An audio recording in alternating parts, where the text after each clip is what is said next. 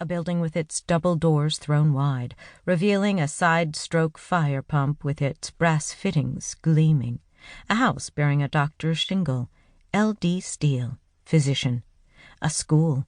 Settlers were bound to come faster with the school, and a harness and shoe shop, of which Jeffcoat took particular notice.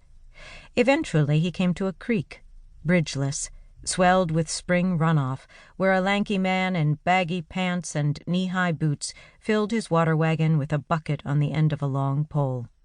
Painted on the side of the tin drum was the advertisement, "Fresh water delivered daily, 25 cents a barrel, 5 barrels for $1. Andrew DeHart's Sparkling Water Service." "Hello there," Jeffcoat called, reining in. The man paused and turned. "Hello." He had a bushy beard and a great hook nose, which he blew, without benefit of a handkerchief, into the grass, leaning first left, then right. "Which creek is this, then? Big Goose or Little Goose?" "Big Goose. Around here we just call it Goose. You new in town?" "Yes, sir. Been here 5 minutes." "Well, howdy. Andrew DeHart's the name?" He nodded at the announcement on the side of his water wagon. "Tom Jeffcoat's mine." "You need water, I'm the man to see. You stayin'?" "Yes, sir, that's the plan." "Got lodgin'?" "Not yet." "Well, you passed the only hotel, the Windsor, back that-a-way. And Ed Walcott runs the livery. Turn left on Grinnell." He pointed. "Thank you, Mr. DeHart." DeHart waved him off and turned back to his work, calling, "New blood's always welcome around here." The creek seemed to mark the end of the major business section.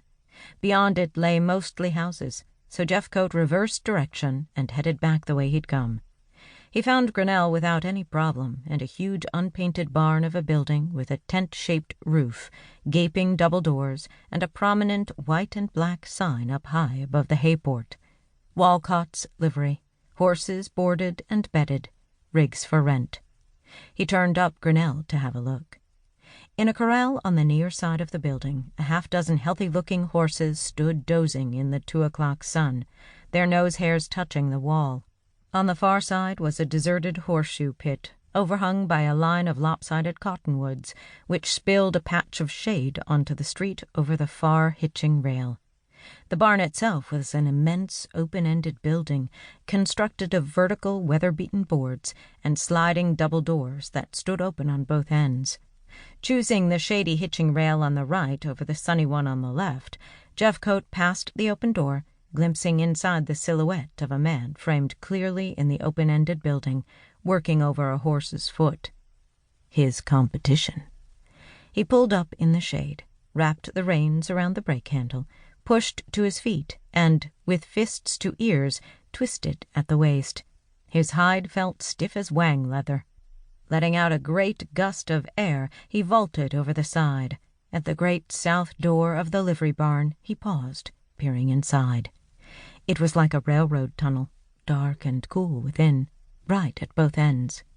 At the far end the fellow still worked, facing the opposite door, couching the hoof of a huge liver-chestnut stallion in his lap.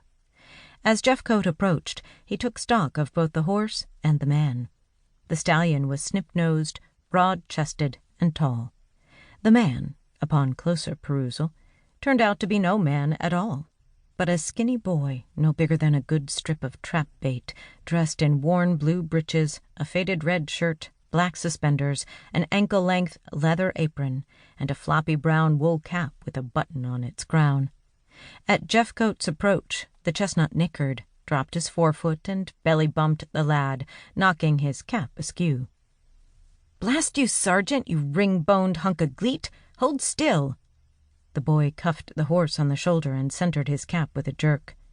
"You do that one more time and I'll leave you to take care of your miserable quarter-crack by yourself." He clapped a hand around the horse's off fore-cannon, forced it into his lap, and resumed wielding the hoof-pick. Jeffcoat smiled. The animal outweighed the youth by a good 1,000 pounds. But young as he was, the kid knew what he was doing. Quarter-crack was nothing to fool around with. "You in charge around here, young fellow?"